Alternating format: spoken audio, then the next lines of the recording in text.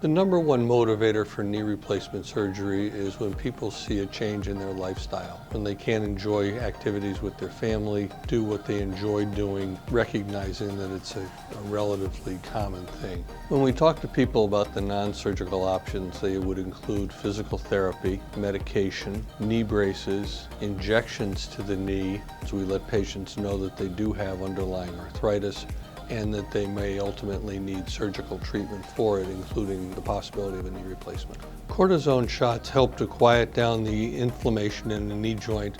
Gel injections help to quiet down the inflammation by actually coating the surface of the joint. Insurances will typically cover the gel injections only after the cortisone has stopped helping you.